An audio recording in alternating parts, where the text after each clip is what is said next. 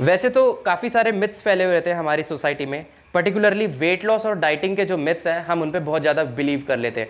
उनमें से एक बहुत ही डैमेजिंग मिथ ये है कि वेट लॉस के लिए आपको विल पावर की ज़रूरत होती है। जिसमें विल पावर है वही वेट लॉस कर सकता है। मेंटल स्ट्रेंथ चाहिए आपको बॉडी को फिट करने के लिए, एक मेंटल बैलेंस आपका स्ट्रांग होना चाहिए। आज की इस वीडियो में मैं आपको बताऊंगा कि it's just not about will power. और अगर आपका विल पावर स्ट्रांग है भी तो क्यों थोड़े टाइम बाद वो लैक करता है, आप क्यों थोड़े टाइम बाद वेट लॉस में पीछे हट जाते हैं। तो देखते रहिएगा एंड तक मेरा वीडियो, और एक साइंस बेस आपका बेस क्लियर हो जाएगा कि weight loss is not just about will power. एक हेल्दी और इफेक्टिव वेट लॉस के लिए फ्यूअर कैलोरीज ही डाइट में रखना काफ़ी नहीं होता। मोस्टली ओवरवेट लोगों में मेटाबॉलिक प्रॉब्लम्स देखी गई हैं, जिसकी वजह से वो दिन में बार बार खाना खाते हैं। जिसमें मेटाबॉलिक प्रॉब्लम नहीं होती है और अगर वो एक बार भी अपनी मील लेता है तो काफ़ी घंटे तक दिन में उसको भूख नहीं लगती है, वो फुल फील करता है। टाइम के साथ हमारी विल पावर इसलिए वीक हो जाती है क्योंकि हम ना नेचर के एक बहुत स्ट्रॉन्ग पावर के अगेंस्ट काम कर रहे होते हैं, जो कि है हंगर। मेटाबॉलिक प्रॉब्लम्स की वजह से आपको सिर्फ वेट लॉस करने में ही प्रॉब्लम इश्यूज़ नहीं आते, साथ ही साथ आपको हार्ट की प्रॉब्लम्स बढ़ती हैं एंड इवन आप डायबिटिक भी होते हैं उसकी वजह से। भले ही आप यंग एज में हो या एक मिडिल एज पर्सन हो, जिस वक्त आपको मेटाबॉलिक प्रॉब्लम्स के इश्यूज़ होने लगते हैं, काफ़ी सारी बीमारियां आपकी बॉडी में पैदा होने लगती हैं। प्रॉब्लम तब आती है जब हम अपनी मेटाबॉलिक प्रॉब्लम्स को जज नहीं कर पाते, समझ नहीं पाते, और जब तक हम उसे समझने की कोशिश करते हैं ये प्रॉब्लम्स बहुत वर्स्ट हो जाती हैं। हम डायबिटिक के शिकार हो जाते हैं, हम ब्लड शुगर हमारे बढ़े रहते हैं, हमें ब्लड प्रेशर की शिकायत हो जाती है। तो आज से अपनी मेटाबॉलिक प्रॉब्लम्स को ठीक करने लगिए और आप देखिएगा वेट लॉस करना आपके लिए ज़्यादा मुश्किल काम नहीं रह जाएगा, बल्कि आप लंबे टाइम तक अपने आप को फिट एंड हेल्दी भी रख पाएंगे।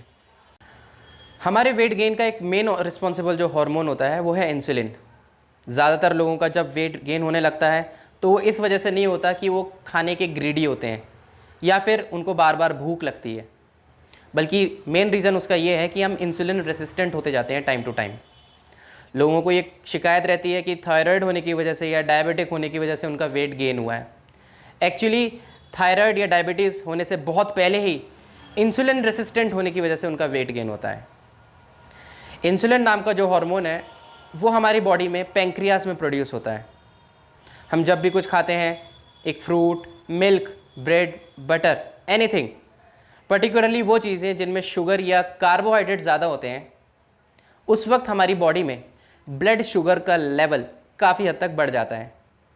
जब पैंक्रियाज ये इंसुलिन हार्मोन प्रोड्यूस करते हैं तो इसका काम ये होता है कि उस ब्लड शुगर लेवल को बैलेंस करना। इंसुलिन का जो मेन काम है वो हमारे ब्लड लेवल में शुगर और फैट को कंट्रोल करना होता है। बेसिकली इंसुलिन हमारी मसल्स में उस एक्सेस कैलोरीज को पहुंचाता है जिसकी वजह से हम अपने डे टू डे एक्टिविटीज़ को कर पाते हैं। बट जब हम इंसुलिन रेसिस्टेंट हो जाते हैं तो ये कैलोरीज़ का पहुंचाना काफ़ी हद तक कम हो जाता है। इसके बजाय मसल्स उस सारी एनर्जी को एज अ फैट स्टोर करने लगती हैं। इंसुलिन रेसिस्टेंस जो पर्सन है, टाइम के साथ साथ उसके अंदर लेथार्जीपन आता है, वो इनएक्टिव होने लगता है और इसकी वजह से उसका वेट गेन होने लगता है। इंसुलिन बॉडी में होना जितना ज़्यादा बेनिफिशियल होता है, वो हमारे ब्लड शुगर और फैट को कंट्रोल करता है, उतना ही ये नुकसानदेह भी होता है। जितना ज़्यादा इंसुलिन होने लगता है हमारा वेट गेन होने लगता है। जब हम इंसुलिन रेसिस्टेंट हो जाते हैं तो हमारा पैनक्रियास नेचुरली ज़्यादा इंसुलिन प्रोड्यूस करता है, जिसकी वजह से एक काफ़ी लंबे समय के बाद आपके टमी के अराउंड, आपके बेली के अराउंड काफ़ी फैट डिपॉजिट हो जाता है। इस टर्म को बोलते हैं पर्सनल फैट थ्रेशोल्ड या फिर मेटाबॉलिक सिंड्रोम। इस स्टेज तक आते आते आप एक प्री डायबिटिक पेशेंट हो जाते हैं। आपको डायबिटीज़ हुई तो नहीं होती है, लेकिन काफ़ी ज़्यादा चांसेस होते हैं कि आप फ्यूचर में डायबिटिक हो जाएंगे। अगर हम इस स्टेज पे अपने आप को कंट्रोल कर लें, अपने पैरामीटर्स को कंट्रोल करें, इंसुलिन रेसिस्टेंट ना हो, तो हम डायबिटिक नहीं होंगे और काफ़ी बीमारियों से भी बचेंगे। डायबिटिक होने की वजह से आपका ब्लड प्रेशर काफ़ी हाई इंक्रीज़ रहता है, आपकी बॉडी में ट्राइग्लिसराइड्स बढ़ जाते हैं।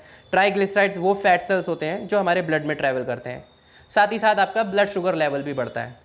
तो इन सब का कॉम्बिनेशन जब इंक्रीज़ होने लगता है उसको बोलते हैं मेटाबॉलिक सिंड्रोम। जब हमारी बॉडी मेटाबॉलिक सिंड्रोम स्टेट में आ जाती है तो बहुत आसानी से हम हार्ट रिस्क या स्ट्रोक की शिकार हो जाते हैं। इंसुलिन रेसिस्टेंस काफ़ी यंगर स्टेज में ही आपकी मसल्स में स्टार्ट हो जाता है। अगर आपका लाइफस्टाइल काफ़ी एक्टिव है तो हम जब भी कुछ खाना खाते हैं और हमारा ब्लड शुगर लेवल स्पाइक होता है तो एक्टिव होने की वजह से वो सारा का सारा यूटिलाइज हो जाता है और बर्न हो जाता है हमारी डे टू डे एक्टिविटीज़ में।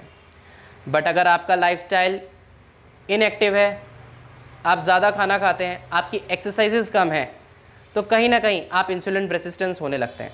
इसलिए डॉक्टर्स और डाइटिशियंस एक वेल बैलेंस्ड डाइट प्लान और फिजिकल एक्टिविटी का एक प्लान आपको सजेस्ट करते हैं, जिसकी वजह से आपके ब्लड शुगर लेवल्स भी इम्प्रूव होते हैं, साथ ही साथ आपका डायबिटिक होना और मेटाबॉलिक सिंड्रोम का जो ये प्रोसेस है वो रिवर्स ऑर्डर में चलता है।